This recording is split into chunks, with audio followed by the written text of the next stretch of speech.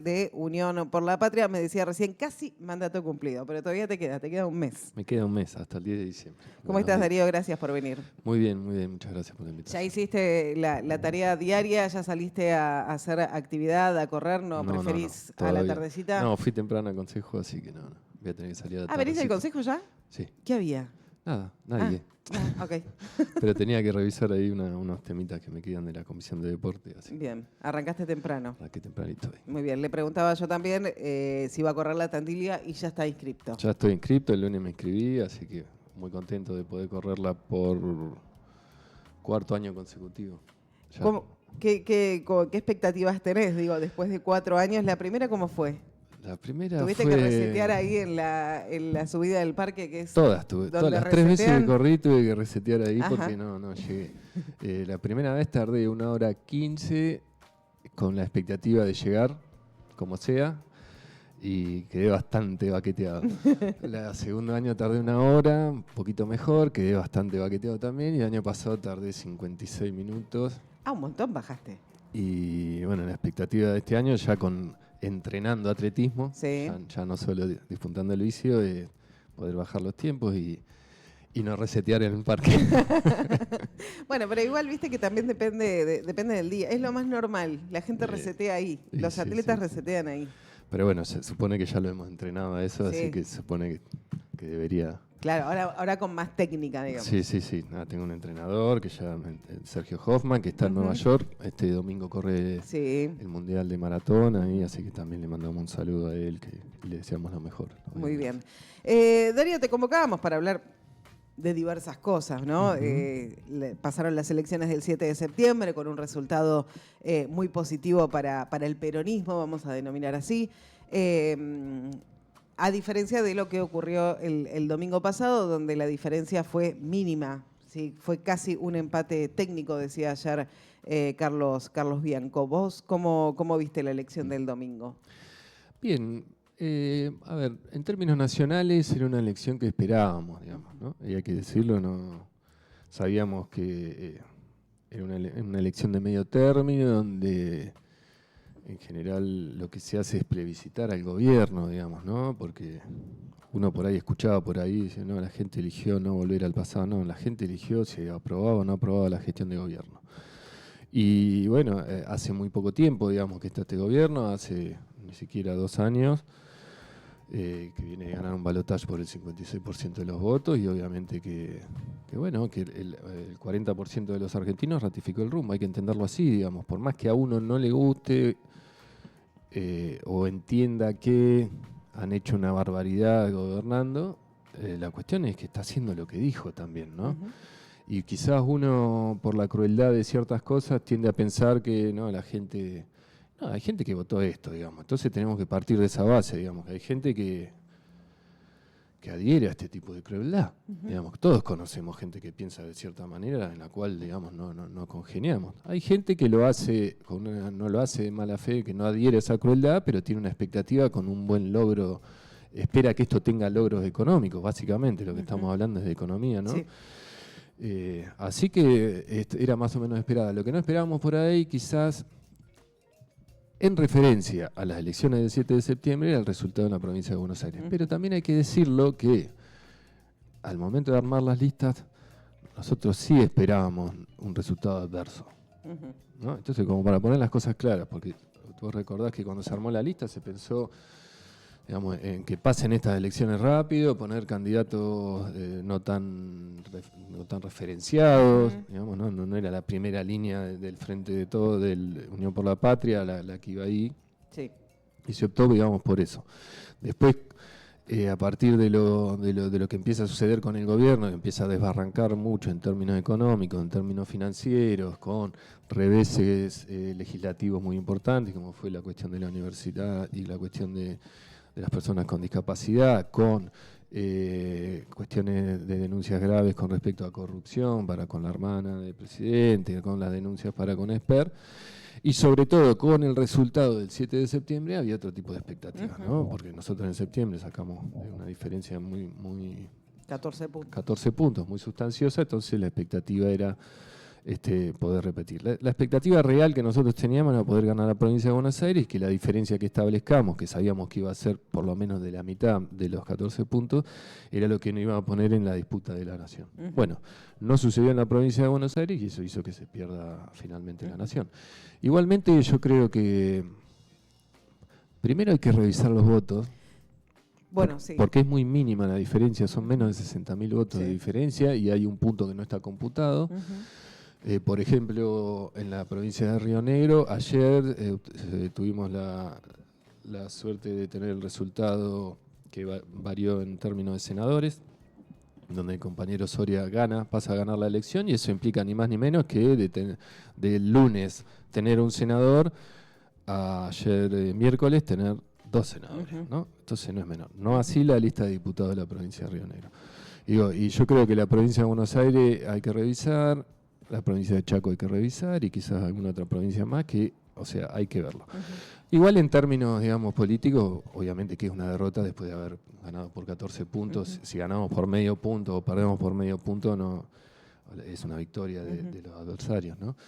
Pero bueno, hay que aceptarlo también, digamos. Estamos en democracia y lo primero que hay que decir es que hay que aceptar los resultados, cuando se ganan y cuando se pierden. Las mayorías y las minorías son circunstanciales en el sistema democrático.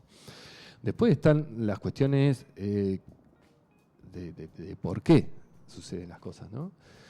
Y ahí quizás no tengamos todos los mismos diagnósticos. Obviamente que tanto las victorias como las derrotas son multicausales, digamos. Cuanto más causas podemos agregar a las explicaciones, yo creo que más completas pueden ser, ¿no? Yo lo que no adhiero es al autoflagelamiento o después de cada victoria, ni cuando se gana somos los mejores, ni estamos haciendo todo bien, ni cuando se pierde somos los peores y estamos haciendo todo mal, ¿viste? Porque, no sé, últimamente en el peronismo hay como una vocación de autoflagelamiento de cada vez que se pierde una elección, digamos, ¿no? Y enseguida se buscan culpables y que tal cosa, y que tal otra, y que tal persona, y tal otra. Yo creo que hay un conjunto de cuestiones, digamos, y de responsabilidades que nadie se la puede sacar, digamos, ninguno nos podemos sacar las responsabilidades, ¿no? Siempre y cuando partimos de la base de haber hecho lo que teníamos que hacer, digamos. Ya cuando hay algún sector o alguna persona, digamos, si no se hace lo que se tiene que hacer, bueno, ahí ya son otras cuestiones, digamos, pero yo creo que son varios factores. Si querés pasamos un poco a ver cómo entendemos nosotros esta derrota. Hay un número que es clave y es 12 millones de personas que no fueron a votar. Sí. Ahí hay una cuestión muy importante. Digamos, que no significa que fueran a votar al peronismo o que fueran a votar a Milei, digo, que decidieron no ir. Hay una cuestión muy importante ahí que es el número más bajo desde la vuelta a la democracia, de participación en elecciones legislativas. No difiere mucho, está a 4 puntos de otras elecciones también. Sí, 77 fueron en 2023. Y en el 21 fueron 70 y cortitos. 8 ahí. No, menos. Muchísimo menos. El 21. Creo que ahí hay una cuestión que, primeramente, lo que hay que decir es que esa gente, digamos, tratando de interpretar un poco, sin ser exégeta de nadie, sin pretender serlo, hay una falta de representación para todo ese electorado, ¿no? Que obviamente la primera responsabilidad es quienes gobiernan, porque si estuvieran apoyando a quienes gobiernan, hubieran concurrido a las urnas, y la segunda responsabilidad es de quienes no nos toca gobernar. El peronismo y todas las fuerzas políticas, ¿no? Sí. Porque obviamente esa gente no se ha visto representada por ninguna, y mirá que había un montón de... Era larga la lista. Sí, el peronismo tenía varios referentes. El peronismo, varios colores, matices violetas, sí. Del radicalismo acá en la provincia de Buenos Aires no, pero lo de Provincia Unida, etcétera, etcétera. Yo creo que hay una crisis de representatividad cada vez mayor, que me parece que va de la mano, es proporcional a la falta de respuesta del sistema democrático, ¿no? Un poco de lo que ya se viene planteando hace tiempo y que Cristina lo viene planteando también hace largo tiempo, que es lo de la insatisfacción democrática, ¿no? Cuando una elige y no ve que haya respuesta del otro lado, se está perdiendo las ganas, digamos, de seguir participando de una supuesta toma de decisión para después no obtener un resultado, y eso en gran parte es responsabilidad de todos los partidos políticos, ¿no? Porque si tan solo fuera que no están de acuerdo con Milei y van y votan a cualquier opción opositora, podríamos descargar solo en Milei, pero obviamente me parece que ahí hay algo para ver, digamos, yo tengo un análisis que por lo menos en los últimos 10 años la política no ha sido capaz de dar una respuesta positiva a la mayoría de la gente. Y creo que ahí hay ahora sí, como para el peronismo y para toda la fuerza del campo popular, hay una tarea específica para nosotros, que es cómo volvemos a tener representación, cómo volvemos a representar, cómo volvemos a ser capaces de que ciertos sectores de la ciudadanía vuelvan a vernos representados en sus intereses. Por ejemplo, te digo algo, ¿cuáles fueron los circuitos que más votaron en Tandil? El C y el D, el Cerrito y el Dique. La composición socioeconómica de esos sectores claramente entiende que a los sectores de mayor poder adquisitivo se ven representados, después con los resultados, se ven representados con lo que lleva adelante Milei o con lo que llevó adelante Macri también. Entonces son sectores que tienen un voto ideológico, pero un voto también económico, digamos, ¿no? Que entienden que quienes gobiernan para los más ricos o los sectores más acomodados y lo acompañan. Y por otro lado, ¿cuál es el circuito que menos participó en la elección? Es Movediza, que es el circuito donde siempre ganó el peronismo. O por lo menos de que ¿Qué saben, porcentaje de participación 56 contra 73, 74. Y son sectores que claramente distan de ser los mismos sectores que mencionábamos antes. Son sectores postergados, trabajadores, informales, desocupados, etcétera. Entonces, naturalmente uno diría que el peronismo es quien representa a esos sectores. Bueno, no. Algo pasó ahí. Algo pasó. En la elección de septiembre. ¿Vos crees que hay una desconexión? Sí, algo hay, algo hay. Obviamente que, no sé si llamarlo una desconexión, no creo que una desconexión, pero hay una falta de credibilidad de parte de un sector importante de la población para con nosotros. También hay que ser, para ser sincero, nosotros hace escasos menos de 2 años que dejamos el gobierno de Alberto y la visión general que se tiene de ese gobierno es que fue malo, ¿no? Es como que está muy vigente todavía y bueno, y desde el gobierno nacional se encargan, ¿no? Desde lo discursivo, la relación, Cuca, inflación. Sí, y digamos, se ha trabajado, el gobierno trabajó mucho el voto miedo, ¿no? Yo creo que una de las cosas... de Trump. Una de las cosas, exactamente, una de las cosas que pueden explicar esta elección tiene que ver con eso, de cómo se trabajó el voto miedo, ¿no? Vos tenías, ni más ni menos lo que vos decís, el presidente de la principal potencia mundial, Donald Trump, diciendo que Argentina se estaba muriendo, pero que el presidente estaba haciendo las cosas bien y que ellos lo iban a ayudar, siempre y cuando ganen las elecciones, que si no ganaba, no. Entonces, y por otro lado, tenía una fuerte tensión sobre el dólar, que iba subiendo, que todos sabemos que eso se traslada a precios, porque ¿cuál es el problema en Argentina? Que no tiene los dólares suficientes como para, ya ni siquiera para sostener el tipo de cambio, ni siquiera estamos diciendo para pagar la exorbitante deuda externa que ha generado Macri y que Milei la ha agigantado a pasos acelerados. Entonces, la gente, y por otro lado diciéndote que el problema era que los mercados estaban viendo con temor que gane el peronismo. Que también hay algo de realidad, ¿no? Hay ciertos sectores de los mercados que también, por ejemplo, los sectores del capitalismo financiero que vienen y hacen la fiesta en estos gobiernos neoliberales, saben que si viene el peronismo intentamos siempre poner un modelo productivo por sobre un modelo financiero, ¿no? Sí, los mercados nunca se llevaron bien con el peronismo. No, exactamente, digamos. Y entonces yo creo que eso operó fuerte sobre la gente, ¿no? Sobre todo en esa gente nueva que fue a votar, ¿no? Eso en una conjunción también de cierto antiperonismo que hay, y que es histórico. Es muy fuerte. Del 55 para acá existe y fue capaz de generar 8 golpes de Estado, ahora ha mutado a sus versiones democráticas, que antes no tenía esa ascendencia y que hace un tiempo esta parte la tiene, primero con Macri con un carácter un poco más clasista y ahora con Milei con un carácter policlasista directamente, más parecido a lo que fue el menemismo, ¿no? De esa alianza de los sectores altos con los sectores bajos y con los sectores medios por fuera. Es bastante parecido ahora a la composición que se da del electorado de Milei. Y bueno, y un poco de todo eso, digamos, ha sucedido. Obviamente que nosotros, como fuerza política, lo que tenemos que hacer es revisar lo nuestro para ser más confiables y para que la gente entienda de que podemos gobernar de otra manera, digamos. Nosotros creo que fue demostrado, digamos, entre el año 2003 y 2015 que se podía gobernar de otra manera. Obviamente que los contextos no son los mismos, también no podemos añorar todo el tiempo un pasado que ya fue. No, claro. Lo que está claro es que se puede, digamos, lo que nosotros siempre, ¿por qué hacemos mucho hincapié en esas cosas? Porque para demostrar que se puede, porque si no queda la sensación a la gente que no, todo siempre fue mal, ¿no? Lo que repiten los gorilas, 50 años de peronismo, los últimos 20 años, no, para. La Argentina de Cristina y de Néstor tenía igual o menos inflación que la que teníamos ahora, teníamos un país desendeudado, las empresas desendeudadas, las provincias desendeudadas y los ciudadanos de a pie desendeudados. Y teníamos el mejor salario de Latinoamérica medido en dólares, la mejor jubilaciones medida en dólares, desarrollamos un sistema científico-tecnológico, el aparato productivo se expandió, etcétera, se crearon millones de empresas, o sea, no todo es lo mismo. Hay un cambio, una fecha fundamental que cambia la política y que va a seguir sosteniéndola en ese cambio, que es a partir del momento en que Mauricio Macri contrajo los 45.000 millones de dólares de deuda externa. Y a partir de eso hay un condicionamiento sobre cualquiera que gobierne, digamos, ¿no? Por un poco lo que decíamos antes.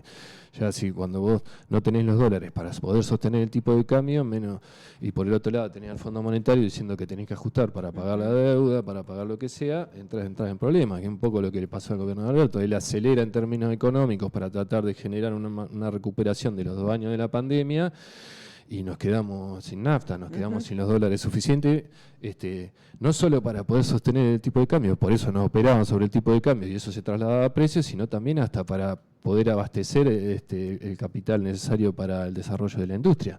¿Te acordás lo que era, no me acuerdo cómo se llamaba, lo que manejaba Massa, que era la habilitación de los dólares necesarios para poder comprar maquinaria, ¿no? Claro. A industriales de Tandil le pasó, ¿no? Sí. No llegábamos.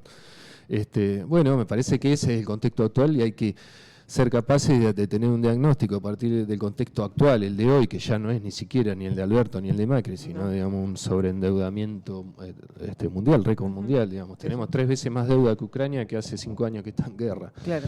Sí, y el contexto internacional tampoco es el mismo de 2015, digamos, del gobierno de Cristina. O sea, nada, el mundo cambió muchísimo. Para nada. Me parece que... De hecho, el avance de las derechas en el mundo Exactamente, ¿no? Que con una matriz y hay un molde ahí, algo, ¿no? Con las particularidades de cada país, pero hay algo que se exporta, digamos, que está de exportación, que son los modelos que ellos proponen, ¿no? Con sus ideólogos y con sus marketineros de cada uno. Pero bueno, el peronismo, yo creo que, si vos me decías a mí, yo creo que nos faltó quizás un poco de discusión más en términos de propositivo en la campaña, fue muy dejar que ellos se caigan solos, ¿no? Es con el diario del lunes esto también, ¿eh? Por supuesto. Es con el diario del lunes, porque nosotros veíamos todo lo que sucedía todo el tiempo y también uno se tentaba con decir, dejalo, que se están matando, que están haciendo un desastre, que esto, que el otro. Pero bueno, nosotros también pecamos, porque quizás escuchamos tanto tiempo a esos sectores hablando, ¿no? Con esa moralina, ¿no? De que son todos chorros, que esto, que el otro, y uno pensaba que tenían la moral muy alta esos sectores, ¿no? Y evidentemente no. No, yo creo que si hay algo, yo ya lo dije en un par de entrevistas, yo ya la moralina de esos sectores de la política no lo tolero más, ya no los acepto, digamos, ¿no? Porque ya quedó demostrado de que ellos tienen una moral para el peronismo y otra moral para ellos. Como tampoco no es algo nuevo, digamos, ¿no? Pero bueno, uno por ahí cometió el error de pensar que eso podía suceder. Y quizás la gente, cuando le decían, che, si gana el peronismo esto se cae, estaba esperando que nosotros le digamos, no se va a caer, ¿por qué? Porque nosotros tenemos un plan de gobierno, y qué sucede, que esto, que lo está bien, que también es real que le quedan 2 años de gobierno, y no es que nosotros digamos decir, bueno, si nosotros ganamos vamos a tener otro plan de gobierno y podemos estabilizar y tener un colchón para la sociedad, para el rebote de que esto produzca. Estamos hablando de elecciones intermedias. Son intermedias, entonces también es real, digamos, que sabíamos que si el gobierno perdía las elecciones iba a tener un cimbronazo en términos económicos, financieros, digamos, ¿no? Empezando por Trump, de que no iba a ayudar a la Argentina. Claro, sí, lo había dicho. Entonces me parece que quizás ahí faltó un poco. Y después también, digamos, hay otro tipo de explicaciones que tienen que ver, digamos, ¿no? El voto extranjero, son casi 150.000 votos que no hubo, las otras opciones peronistas de Cunio, Grey y Samit que nos rasparon 300.000 votos. Y después también hay algo que, sin intentar ni siquiera, porque ahora está tan de moda esto de echarnos las culpas entre nosotros, no voy por ese lado, no. Simplemente lo que busco es un tipo de explicación. A nosotros, que hacíamos la campaña acá, nos costó mucho hacer un tipo de anclaje. ¿No? Al no tener un anclaje local, nos costaba mucho hacer la campaña, porque digamos, vos tenías un candidato que mucho no hablaba, no recorrían el interior de la provincia, no, salvo Mar del Plata, no fueron a ningún lado más. Y no dábamos grandes discusiones de línea política en la campaña. Nosotros teníamos que hacer una campaña en lo local y ya habíamos, digamos, cuando vos tenés una campaña, cuando vos discutís todo, digamos, lo provincial, lo nacional y lo local, digamos, vos vas y haces reuniones con los vecinos y el vecino se preocupa por el cordón cuneta de la esquina de su casa, de su cuadra, Sí, se dirimen varias cuestiones que tienen que ver con el territorio. Entonces uno puede dar una discusión de conjunto, ¿no? Desde lo local, lo provincial y lo nacional. En esta, al no tener el anclaje local, al no tener un anclaje provincial, lo único que discutíamos era lo nacional. Y es muy difícil convocar a la sociedad para discutir la política en abstracto. Es muy difícil. Sí. Y lo vimos y lo notamos. Eso digo para ni siquiera decir no que la culpa es de este, la culpa de otro. Sí, de igual modo política nacional que se nota que tiene ausencia en Tandil. O sea, hay decisiones de gobierno nacional. Digo, hablabas de la poca participación de Movediza. Digo, hay gente que para venir a laburar al centro se tiene que tomar un bondi, exacto, que no tiene un subsidio. Digo, hay un montón de cuestiones. Hay gente que paga el gas y si no tiene el servicio tiene que comprar una garrafa a un precio altísimo por el retiro del Estado. Completamente de acuerdo, digamos, la implicancia de la política nacional te diría que es la que dirime o determina hasta el nivel de vida de las personas, la calidad de vida, el acceso o no a bienes y servicios, el poder adquisitivo. Que por ahí no se nota tanto porque provincia está tapando mucho de esos baches. No, ni hablar. Menos mal. Y menos mal. Menos mal, porque si la provincia no estuviera gobernando el peronismo, estuviera gobernando Axel, yo creo que el embate sería mucho más fuerte, sobre todo una de las provincias más industrializadas de la Argentina, claro, digamos, ¿no? Si vos tenés provincia, a que se entienda bien, ¿no? Pero una provincia que tiene poco valor agregado, y capaz que no varió mucho la situación actual a la situación anterior, digamos, ¿no? Sí. Vos ves provincia del norte, o vos decís, mirá cómo votan a Milei, y quizás esas personas tienen un nivel de vida que es muy, muy malo, y nosotros no hemos sido capaces de modificárselo, entonces ahora siguen igual, pero lo que tienen es una esperanza. En la provincia de Buenos Aires, a ser una de las provincias que mayor valor agrega a la producción, tanto agrícola como la industrial, es donde más se siente, digamos, porque el golpe ahí, digamos, en el poder adquisitivo, en la pérdida de empleo, en la reducción, digamos, del circulante, digamos, el dinero, no hay plata en la calle, y eso hace que, digamos, no solo afecte a la industria, sino afecte al comercio, a los servicios, etcétera. El sistema. Y por suerte, digamos, por una definición política y por una ideología política en la provincia de Buenos Aires, nosotros seguimos conteniendo. Si bien es real que cayó la coparticipación, el gobierno nacional deliberadamente ha dejado de enviar fondos y también cayó la recaudación, es importante. Y eso también ya se empieza a ver en municipios. Hay muchos municipios, inclusive de nuestro signo político, que ya están con emergencia económica. Azul, Tapalqué, acá nomás. Y eso es congelamiento de salarios, congelamiento de planta, que termina recayendo siempre en el trabajador, lamentablemente. Y en este contexto, digo, también, a ver, el radicalismo tiene hay muchos referentes del radicalismo a cargo de intendencias en la provincia de Buenos Aires, y hablábamos que, por ejemplo, el domingo en las elecciones no había fiscales. Los únicos fiscales que había eran de la Libertad de Avanza y del peronismo. Sí. No hubo participación de intendentes en estas elecciones. Y eso también es una parte de lo explicativo de por qué resultó la elección como resultó, porque, digamos, ellos plantearon la elección astutamente como si fuera casi un balotaje, ¿no? de una polarización extrema, y vos, el radicalismo de la provincia de Buenos Aires no tuvo representación en ninguna lista. Digo, más allá que en Provincias Unidas, la provincia de Santa Fe... algunos, y de hecho no se sabe si Lustó entra, por ejemplo. Exactamente, no se sabe si Lustó entra. La provincia de Buenos Aires, y acá en Tandil se encargaron de decirlo el presidente del comité de la UCR no tenía representación. Y obviamente que eso buscó canales y nada, lamentablemente para los progresistas de la UCR hay que decirlo, que cada vez tienen menos representación sobre el electorado, digamos. La UCR, o por lo menos, yo creo, por lo menos en la mitad de los votos que habían llevado en octubre, 7 de los 14 puntos fueron directamente a la Libertad Avanza, más un poco de gente más que fue a votar, que en su mayoría fue de la Libertad Avanza. Te dan la diferencia que sacó, sobre todo Montenegro, que había sacado 41 puntos, con los 52 que sacan ahora. Son 11 puntos de diferencia, que es más o menos eso. 7 y 4 más que votaron, da 11. Sí. Después el radicalismo puede haber canalizado 2 o 3 puntos hacia Provincia Unida, 1 punto a Lari y 1 punto a Alfonsín. Sí, sí, en el caso particular de Tandil, que es una ciudad conservadora, podemos decir, y obviamente fue a la ultraderecha el voto. Pero ¿sí? en general, digamos, en todos los distritos, por lo que hemos hablado con los compañeros y las compañeras, ha sucedido eso, ¿no? Que todo ese voto que se había contenido por otras fuerzas políticas en septiembre, ahora fueron directamente a la Libertad Avanza. Y eso también es una explicación de las cuestiones, ¿no?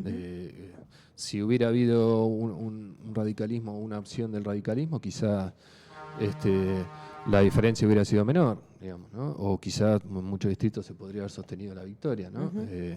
Yo creo que ahí el peronismo tiene un problema, que es cuando pasamos de los 3/3 a las polarizaciones, digamos, ¿no? No estamos en condiciones todavía, digamos, no hay un apoyo de la ciudadanía todavía que pueda garantizar una disputa en términos de polarización. Y lo que hace la Libertad Avanza, a ver, el peronismo por ahora sostienen la misma cantidad de bancas que ponía en juego, que eran 47, digamos, sí. Porque viste que hablan de como si fuera el peronismo, vamos a desaparecer el peronismo, no sé qué. El peronismo no lo desapareció la dictadura, menos lo van a desaparecer estos cipayos, que quienes gobiernan hoy o quienes han gobernado antes, digamos. Después al otro día llueven las causas, contra Moreno, contra Cristina. Sí, mágicamente se resuelven ahí. Le limpian las causas de Sturzenegger, a Milei, a Macri, pero eso no hace desaparecer al peronismo. Digo, no lo hizo desaparecer la dictadura con 30.000 compañeros desaparecidos, menos lo van a hacer ellos. Lo que hacen es por ahí dificultarnos las cuestiones o sobre todo a personas de carne y hueso como Cristina o como otros dirigentes. Pero lo que en realidad lo que hace, me parece, esta lesión es fidelizar una nueva representación de la derecha en Milei. Lo que hace es llevarse los votos del radicalismo y del PRO, de Juntos por el Cambio, y tener una representación más fidedigna de quienes encabezan estos procesos políticos hoy en la Argentina de la derecha y sobre todo de representar intereses foráneos, extranjeros, en la figura de Milei, digamos. Vos recién decías un proyecto, a lo mejor nos faltó salir a decir, ¿no? Un plan, hablar de un plan de gobierno. Es difícil en unas elecciones intermedias, digo, porque en definitiva es la renovación de las bancas en las cámaras, pero ¿hay tiempo para construir en estos 2 años un plan de unidad dentro del peronismo, con la diversidad del peronismo, que tiene la particularidad de discutir todo puertas afuera? Digo, 5 minutos después de conocerse el resultado de las elecciones, teníamos los primeros tuits con las críticas, ¿no?, al desdoblamiento, casi con el diario del lunes, ¿no? Sí. ¿Hay posibilidades de generar un plan, un verdadero plan? No voy a decir enamorar, porque salir a enamorar me parece que ya no... No, la última que enamoró fue Cristina. Claro. Y fue gobernando, digamos. El peronismo enamora sobre todo cuando transforma la realidad, digamos. Después, sobre todo cuando veníamos de un peronismo, el de Menem y de Duhalde, ¿no? Claro. Que enamoraba a los que estaban en esa. Sí. Yo creo que sí. Creo que hay mucho que es pirotecnia verbal o pirotecnia discursiva, que tiene que ver con disputas, digamos. Sí, que le encantan los medios hegemónicos además, ¿no? Que no hay por qué negarla, digamos, ¿no? Me parece lo que... Pero el peronismo siempre discute puertas afuera. Sí, yo creo que eso es un error, digamos, no... Está bien, el radicalismo por discutir puertas adentro...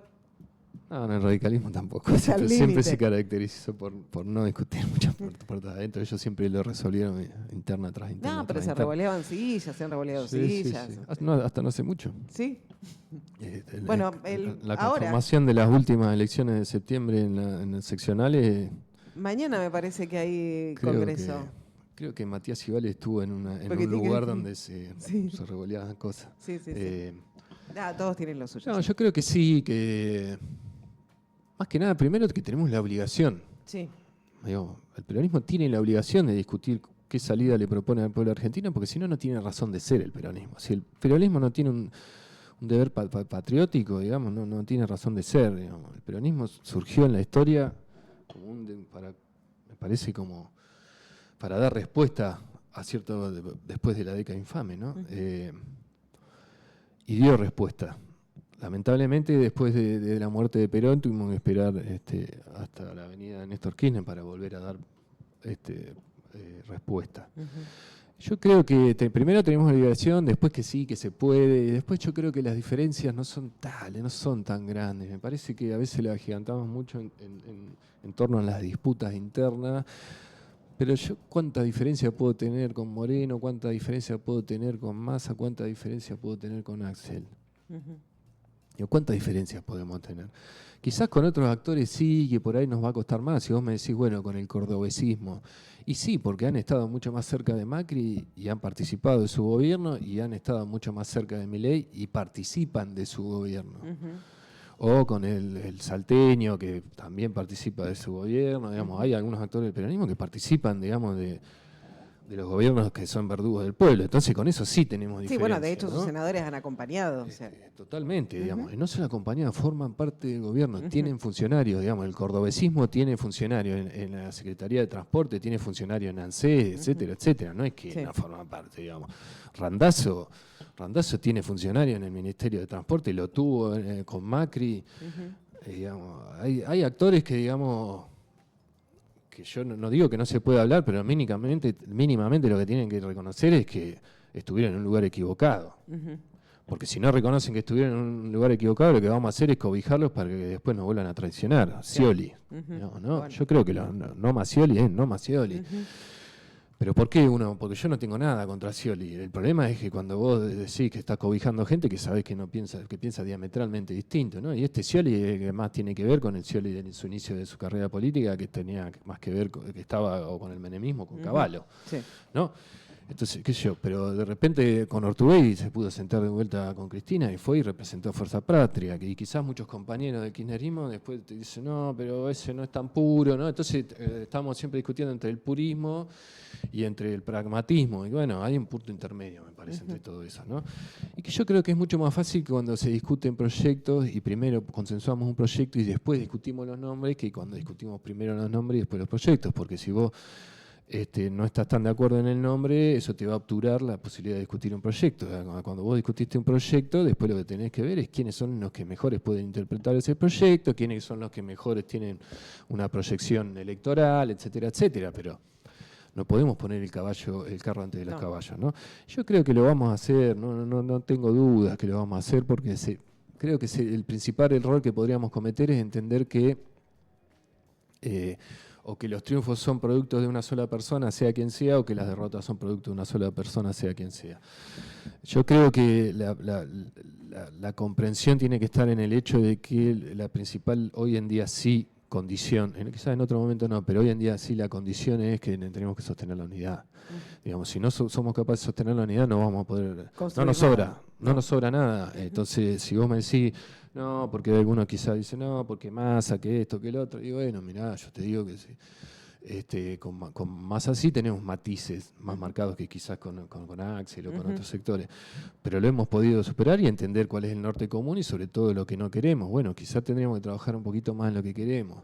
Sí, y bajar a territorio, digo, pensar en la gente, en lo que le está pasando. Yo digo, no creo que nadie no esté pensando en lo que sucede a la gente, digamos, ¿no? Me parece que el motor de la política siempre es eso, ¿no? Digamos, entiendo yo, por lo menos yo la entiendo así, que el motor de la política es lo que sucede a la gente, para bien o para mal, digamos. Yo cuando empecé a militar a los 17 años, en pleno menemismo, lo que me movilizaba era la injusticia que yo veía que sufría la gente, digamos, y hoy en día sigue siendo lo mismo, ¿no? Está entre esas injusticias que te movilizan y también la posibilidad cuando te toca gobernar de tratar de transformar la realidad, que quizás en ese momento uno no tenía la expectativa de poder hacerlo realmente, ¿no? Porque no encontraba los cauces políticos para poder hacerlo.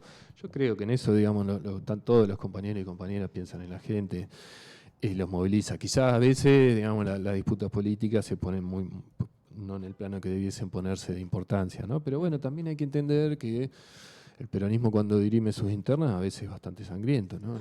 Lamentablemente ha sido así. Yo creo que bastante bien la venimos llevando, ¿no? En otras épocas... Sí, hubiese sido peor. Hubiera sido peor, o no, qué sé yo. Yo creo que si esas diferencias persisten, nosotros tenemos una herramienta que son las PASO y hay que utilizarla, digamos, ¿no? Era un poco el planteo nuestro en esta elección, digamos, si había tantas diferencias iba a ser muy difícil después poder saldarlas sin ir a través de los votos. Bueno, costó y se armaron las listas como se armaron, quizás algunos más contentos, otros menos, pero bueno, se saldó de esta manera. Y bueno, si para el 27 no se puede saldar, o si básicamente lo que hay son proyectos con matices, ¿no? Las PASO es una buena opción. Las PASO sería una buena opción, y ojalá que estén los cordobeses adentro, y ojalá que estén los salteños adentro, y los neuquinos adentro, y los renegrinos. Y el que pierde acompaña. Sí, porque yo creo que, digamos, es necesario eso. Lo que después yo creo que sí es un aprendizaje, y debiese ser un aprendizaje, porque si no es en vano, es entender que la gente, cuando nos vota a nosotros, tiene muchas expectativas de cambio, ¿no? Si después nosotros... nos sucede lo que nos sucedió con el gobierno de Alberto, yo creo que gran parte de los males que tiene el peronismo están ahí.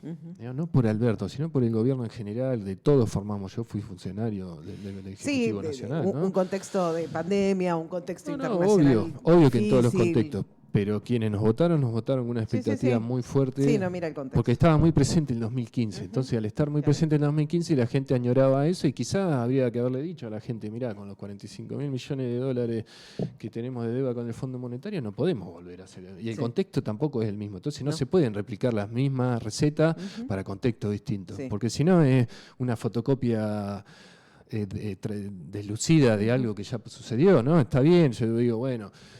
hay que generar vivienda, bueno, hay que generar vivienda. ¿Es el Procrear la herramienta más óptima para hacer en este momento con el sistema financiero como está? Que yo en este momento, o quizás en su momento sí era óptimo, ¿por qué? Porque estábamos desendeudados, los bancos tenían dinero, podían... Hoy es imposible. Alguna tasa, ¿qué tasa te va? Entonces, ¿con qué tasa vamos a hacer algo con los bancos? Y no, lo va a tener que hacer el Estado si lo hacemos ahora. Bueno, y si lo hace el Estado, ¿qué tipo de vivienda puede construir? ¿Puede hacer la vivienda que hacía Procrear o puede construir vivienda social? Y bueno, quizás tenga que construir vivienda social un tiempo, ¿no? Como, digo, en el 2003, Néstor, no existía el Procrear, existían los barrios federales, que era vivienda social. Y bueno, y hubo que esperar el suficiente tiempo para que las arcas del Estado, como a su vez y también de los bancos y también de las empresas, se recuperasen. Bueno, digo, no quiero ser algo, no estoy discutiendo eso, lo que voy es un ejemplo de discutir las herramientas necesarias a cada tiempo histórico y a cada realidad concreta, ¿no? Y contar todo.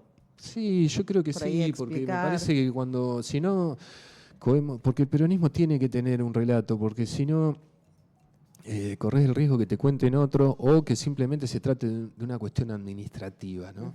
Yo creo que no es una cuestión administrativa, porque si no lo que vos discutís es quién administra mejor o peor las cosas. Claro. Y nosotros lo que tenemos es un prisma distinto. Nosotros a un modelo de capitalismo financiero le anteponemos un modelo de capitalismo productivo con distribución de la riqueza, con justicia social. Claro.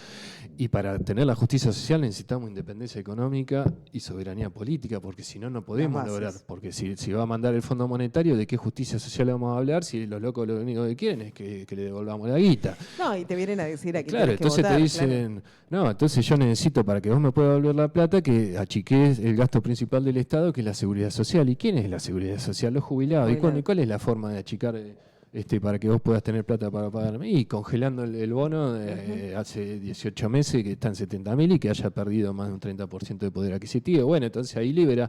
¿Y cuál es la otra forma? Bueno, echemos empleados. ¿Y cuál es la otra forma? Bueno, privaticemos empresas, etcétera, etcétera, hasta que el Estado se quede raquítico y la deuda es más grande que la que tenía antes y la gente está peor, ¿no? Entonces, bueno, eso es lo que no es tan difícil, me parece, lo que tenemos que proponer, es recuperar la confianza de la gente. Yo creo que mucha de la gente que votó con miedo ahora a la cuestión, cuando haya una elección ejecutiva, va a tener más confianza para elegir otra opción, sabiendo de que si se va tal no va a venir una hecatombe porque va a haber otro presidente o presidenta que pueda tomar las riendas y llevarlo adelante.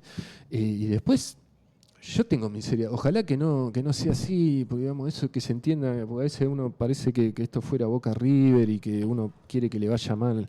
Ojalá le vaya bien al gobierno. Ahora, con las recetas que uno ve que está llevando adelante, que ya se aplicaron en Argentina en otros tiempos, es claro que no le va a ir bien, digamos, porque, digamos, como con Esto esta ya reforma pasó. laboral que están prometiendo ahora, que están promoviendo, ahí no le va a ir bien a los trabajadores, ¿no?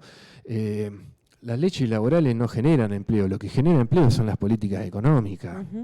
Después puede haber mayores o menores posibilidades o facilidades para generarlo, digamos, que eso es otra discusión. Ahora, en un contexto de la economía, hace 6 meses que no crece la economía, al contrario, que decrece, estamos entrando en una estanflación muy grande, esa mezcla de inflación con recesión económica, y hoy, ¿qué empleo se va a generar en Lo dijo Argentina? Cristina el día que asumió Milei. Exactamente. Digo, ¿qué empleo se va? Porque entonces vos Y lo qué explicó diciéndole en 20 pasos. en 20 pasos. Digo, ¿qué empleo va a generar vos diciéndole a una persona que trabajaba 8 horas que ahora va a trabajar 12? Al contrario, medio empleo, o cada 2 personas vas a tener un empleo menos. De 3 que trabajaban, van a trabajar 2 y uno se va a ir. Sí, sí. Y hoy ¿no? tenés que tener 3, 4 laburos o 3, 4 ingresos y generártelo y vas a tener menos tiempo para esos 3 laburos, o sea, vas a ganar menos dinero. Es una engaña pichanga. Ahora que nosotros podamos discutir, qué sé yo, que la tributación de una pyme no debe ser la misma que una gran empresa, y bueno, eso lo podemos discutir. Claro. O algunas cuestiones.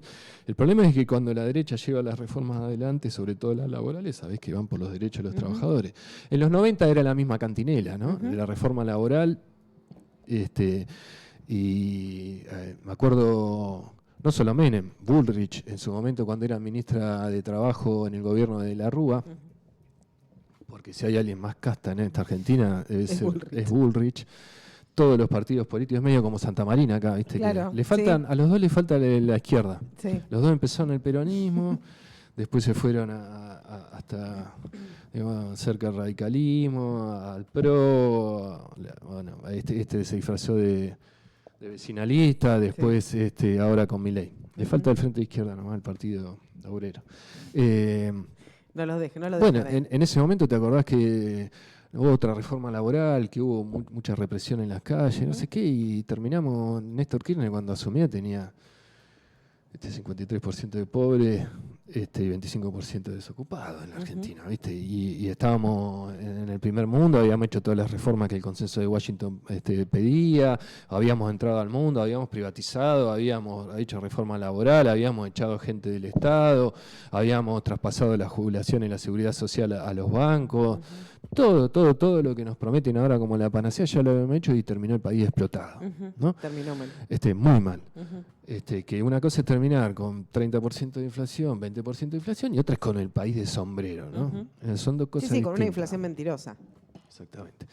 Bueno, yo creo que un poquito de todo eso es lo que tiene que discutir el peronismo. Tenemos que discutir, ponernos de acuerdo y ir para adelante tratando de cuidar lo que tenemos, cuidar el gobierno de la provincia de Buenos Aires, cuidar a los intendentes que tenemos, las intendentas, cuidar a los gobernadores de las demás provincias y tratar de generar un ámbito, digamos, que sea lo más ameno posible para tratar de resolver nuestras diferencias. Si es que las tenemos, nuestros matices, yo creo que ni siquiera son diferencias, creo que son matices. Y si no es ameno también, digo, sentarse. Si no es ameno también, digamos, se hará de la mejor manera posible. Claro, como dé lugar.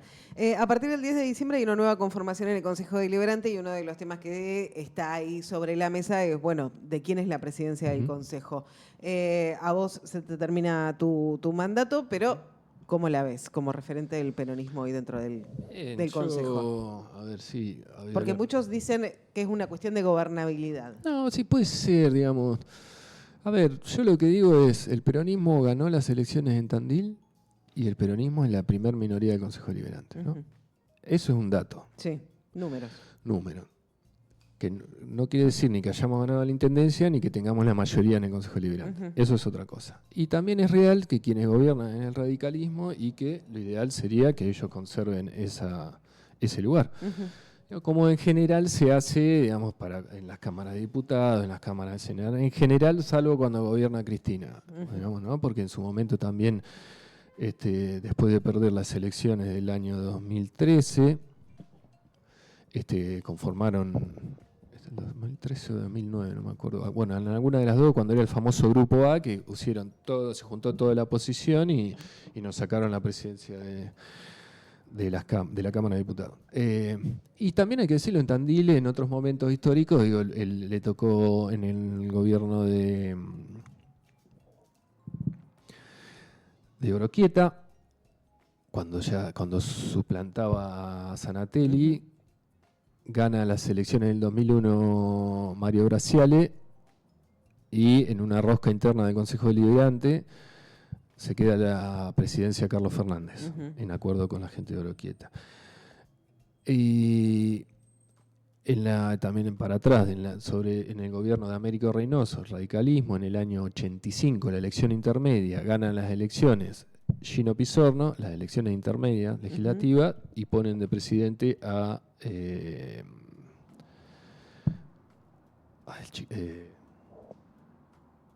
se fue. Un justicialista. Ya va a salir. El Choripe de Solis. Pero me salía. Entonces son cosas que pueden suceder. Yo creo que la gobernabilidad, el radicalismo quedó muy disminuido en términos de representación legislativa, va a tener 5 bancas, quedó muy diezmado en términos de votos, sacó 14%, si vos me decís casi catastrófico en términos de representación. Yo creo que la gobernabilidad va a estar dada en su capacidad de poder dialogar con los sectores de la oposición, que un poco es lo que viene siendo estos últimos 2 años, que tampoco tuvo mayoría, muchísimo, pero que tuvo la presidencia del Consejo Deliberante y tuvo que dialogar con nosotros, con el bloque de Nicolini, con la Libertad Avanza, con Manassoni, con algunos más, con algunos menos, pero tuvo que dialogar. Si no. Pero ahora más. Ahora mucho más aún, digamos, mucho más porque reduce su bloque en forma exponencial. Yo no haría una gran discusión de la presidencia, la verdad es que si tiene que ser alguien del radicalismo lo será, y si tiene que ser alguien del justicialismo lo será, o si tiene que ser alguien de la Libertad Avanza no lo será. No, digo, porque la discusión pasa por ahí, me parece que en ese punto están de acuerdo, digamos, el peronismo con el radicalismo. De hecho, se los ha acusado al peronismo de votarle todo a Lunghi, ¿no?, dentro del Consejo Deliberante. Sí, yo le he hablado incluso acá, digamos, nosotros los últimos 2 presupuestos lo acompañamos. Cuando hubo que votar la exoneración del predio de Santa Marina, lo votamos, poniendo nuestras condiciones, que era que se genere suelo urbano, porque entendíamos nosotros que ese predio en algún momento se iba a vender y que si en otras circunstancias iba a ser peor aún, porque si gobiernan otros puede ser peor aún, y que nosotros por lo menos le poníamos un prisma de que se tenía que generar suelo urbano, que entendemos que es una de las principales políticas que no ha desarrollado el gobierno local en estos 20 años, y que a su vez las otras 2 opciones también tenían que ver, la planta de cemento, de asfalto, era una propuesta también nuestra de campaña. Que es necesario, además. Que es totalmente necesario, digamos, porque sobre todo en este contexto donde el Estado se empieza a achicar y tiene menos recursos, digamos, el Estado le sale mucho más barato realizar si está operado eficientemente. Claro. Y el otro punto que tenía que ver con, el tercer punto era... terminar Carrasco también es suelo urbano, que hace 4 años que está en los presupuestos y no pasa nada. Lo único que se hizo fue cortarle los árboles y nada más. Entonces, digamos, nosotros venimos discutiendo la gobernabilidad del radicalismo, tratando de imponer, a diferencia de lo que fueron los 21 años anteriores del gobierno de Lunghi, donde tenía mayoría absoluta y no podíamos ni participar. ¿Por qué uno se oponía siempre a la votación en los presupuestos? No porque es opositor, sino porque no estábamos de acuerdo con lo que proponían y no teníamos injerencia de ningún tipo. Nosotros habíamos intentado discutir. No podía modificar nada. Habíamos intentado anteriormente discutir, ¿por qué no modifican esta partida para 3 o 4 cuestiones que nosotros planteamos, que entendíamos que sobre todo la cuestión de vivienda, infraestructura, tasas, educación, tasas, aumento qué aumento sí, qué aumento no de tasas, etcétera, etcétera, pero nos decían, bueno, mirá, nosotros tenemos los votos, así que si no les gusta, ya está, bueno, entonces nos vamos a oponer, bueno, pónganse, entonces era casi...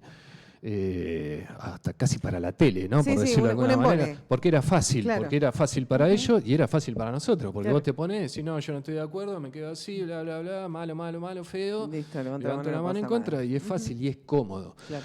Es mucho más incómodo cuando uno empieza con el ejercicio de la política, que es el diálogo para construir consensos, ¿no? Bueno, nosotros lo hicimos. Y ahora tenés mucha representatividad de la Libertad Avanza. Mucha, pero yo creo que yo lo dije el primer día, al otro día que ganamos las elecciones en el 7 de septiembre, de que nosotros no vamos a permitir que en pos de sacarnos por apetencias políticas, sacarnos a Lunghi de encima, digamos, que se detone Tandil. digamos, porque después, digamos, después están los salarios de los trabajadores municipales, después están la contraprestación de servicios que son que tienen las tasas, digamos, es decir, la ciudad limpia, la ciudad ordenada, los residuos, el hospital. Que eso no quiere decir que uno no tenga un montón de críticas a cómo funciona. Claro. Lo que no podemos nosotros es que porque tenemos críticas a cómo funciona, hacer algo para que se agrave eso en función de mezquindades políticas. O por lo menos no, poder hacer se puede hacer.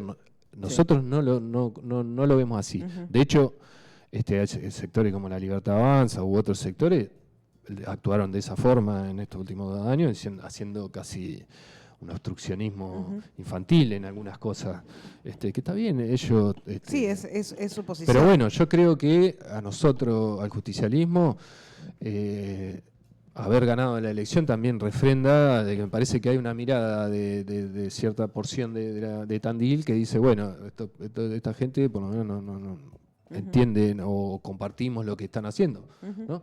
Quizás hay otros que no, digamos, no quiere decir que eso sea que esté bien lo que uno haga, pero bueno, es un aval, digamos, eso, ¿no? Bueno, se va a poner interesante, va a ser lindo, me parece que quienes participaron de las elecciones pasadas el 7 de septiembre son...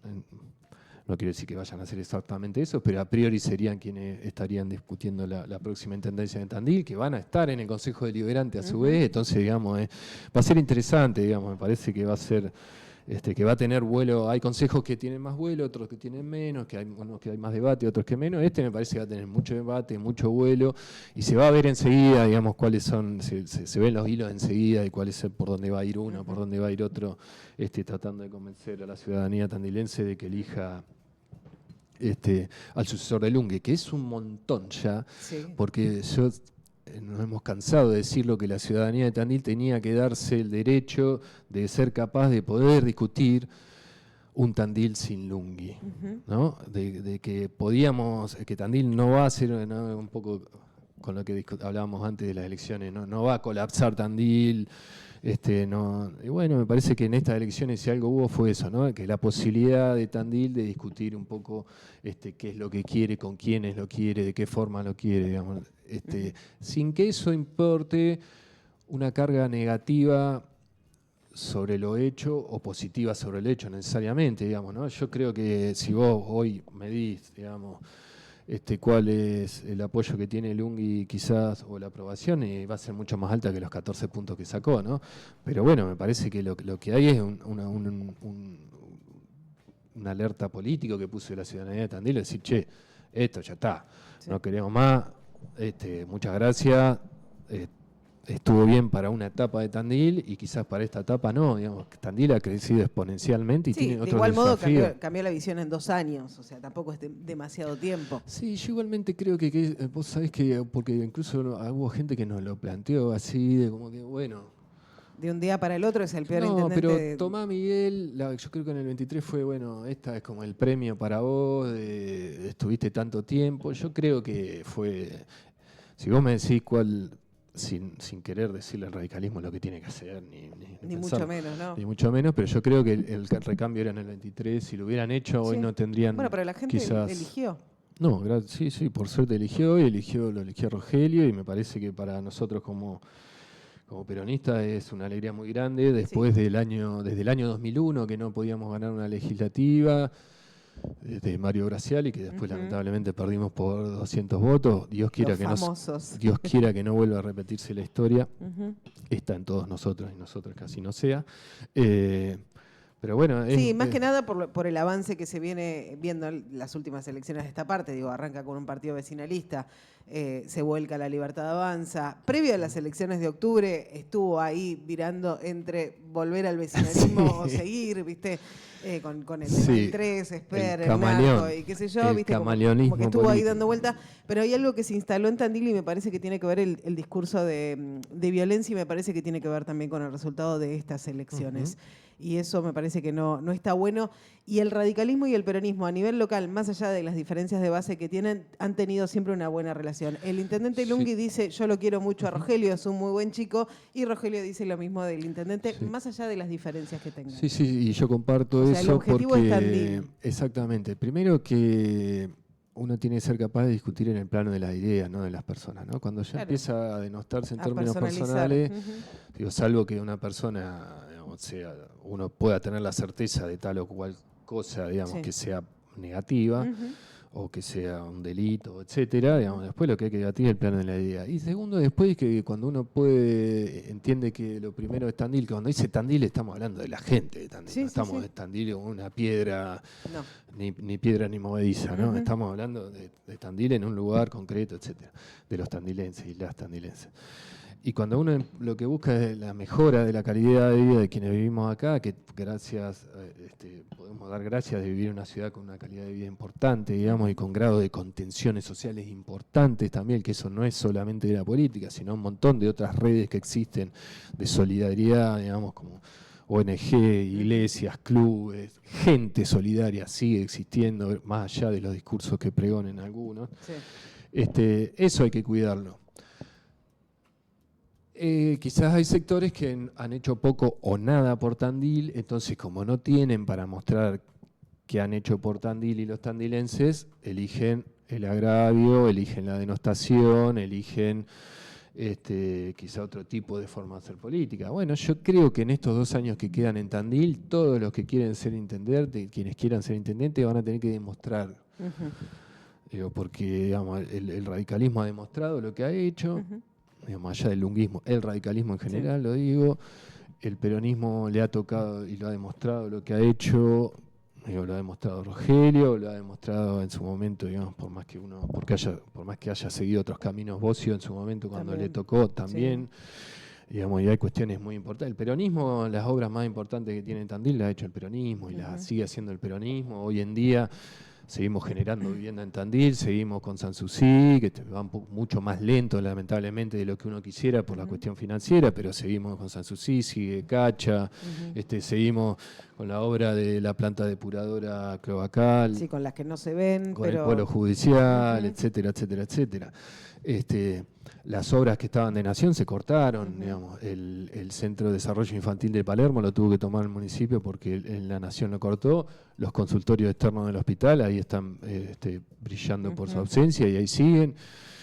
Yo no lo veo muy preocupado a Santa Marina gestionando para que se terminen esas obras. Bueno, yo creo que en 2 años... Está preocupado por cerrar las escuelas municipales. Exactamente. Yo creo que en 2 años lo que va a demandar la gente es eso, ¿no? De si quiere que Tandil no tenga ningún tipo de obra pública y que se maneje como se maneje, o si entiende que lo que se ha construido en Tandil de esa sinergia público-privada ha sido beneficioso para Tandil y que no es ni todo el Estado y no es ni todo el privado porque son distintos intereses, ¿no? Son distintos intereses. Bueno, me parece que esa va a ser la gran discusión que vamos a tener en estos 2 años venideros, a lo largo de estos 2 años de la política tandilense y la ciudadanía. Darío, hemos hablado un montón. Sí, me has hecho hablar mucho. Te agradezco mucho que hayas venido a charlar, a hacer un análisis y bueno, ya en la recta final de tu mandato como concejal probablemente te estemos convocando una vez que ya hayas dejado banca y bueno, nosotros ya sobre el final también de los programas del año. Pero bueno, por ahora muchísimas gracias. No, gracias a vos y un saludo grande a Marcos y que se mejore pronto. Darío Méndez en Pasados de Rosca.